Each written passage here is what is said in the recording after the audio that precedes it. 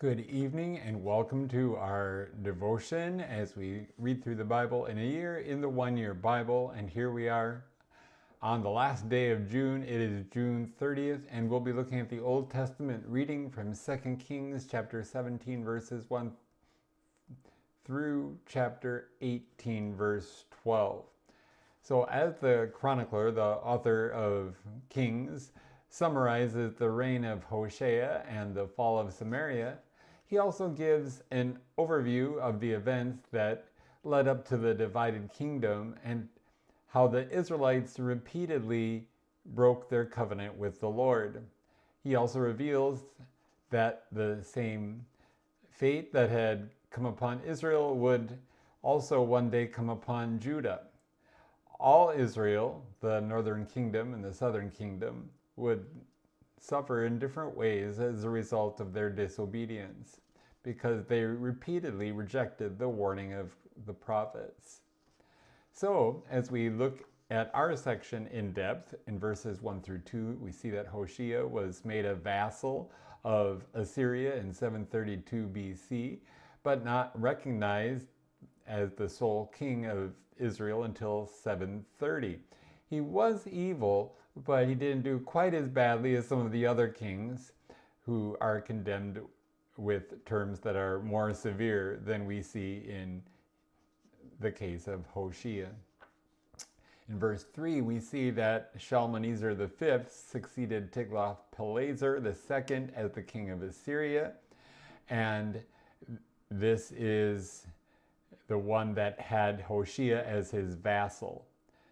Now, Hoshea failed to make his annual peace statement and pay the tribute necessary to mark his continuing loyalty, and he appears to have even sought an alliance with Egypt. In verse 4, we see that this was treachery in the eyes of Assyria. We're not sure who So, the king of Egypt, was. It may be an abbreviation of the name of the Libyan Asakron IV, or it might refer to someone who was working for him.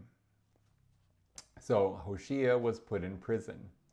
In verses 5 through 6, the Assyrians besieged Samaria, which is also recorded in the annals or the history of Assyria.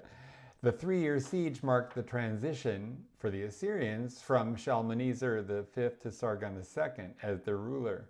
Sargon records in his writings that he captured 27,280 people and took 200 of their chariots and took the remaining people to Assyria to live there.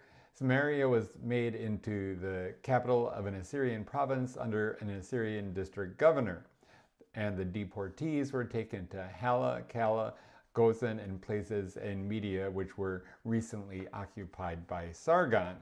In the next verses, we see the lessons to be learned from history. Following the Exodus, the redemptive act where God set his people free from slavery in Egypt and made the Israelites his people in the first place, we see that the Israelites persisted in sin. They worshipped other gods, they followed other Canaanite religious pagan practices, and the kings of Israel also introduced their own innovations into the religious life of the nation. These kings of Israel included Jeroboam I, Omri, Ahab, Jehu, and now Jeroboam II. It should be noted that many of these innovations were evil practices, and they included wicked things that were specifically denounced in God's word. The kings and people provoked God to anger. This is a recurring theme throughout Kings. We see that the great sin of Jeroboam, when he set up the 2 bull calves as idols in Bethel and Dan, is mentioned. What is worse, the kings continually ignored the warnings of the prophets not to break all the laws that were handed down from God to Moses on Mount Sinai. So both kingdoms were warned by the prophets, but they were stubborn, and this led to their abandonment of faith in the Lord. The historian then moves on to describe the resettlement of Samaria by the Assyrians. It's interesting that the Assyrians sent a priest, or perhaps multiple priests, to instruct the new inhabitants there.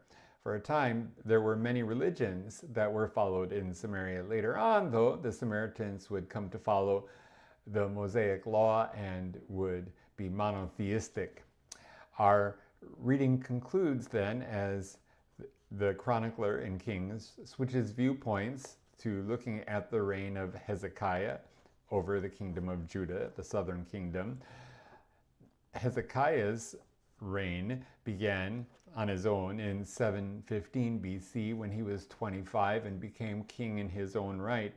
We learn that he did right, just as his father or ancestor David had done. Why was this so? Behind Hezekiah's uprightness, we see the influence of the prophet Isaiah, who encouraged him to reopen the temple and to clean up the worship in Jerusalem. The influence of Micah the prophet also is notable. So, long story short, we can see the importance of good influences, both the influences that God has brought into our lives, that we have people who have changed us for the better, people that have guided us, godly people that have turned us to God's word. And we can also do the same for others. We can lead and guide them according to God's word as well. May God be with you and bless you, and I'll look forward to talking with you again.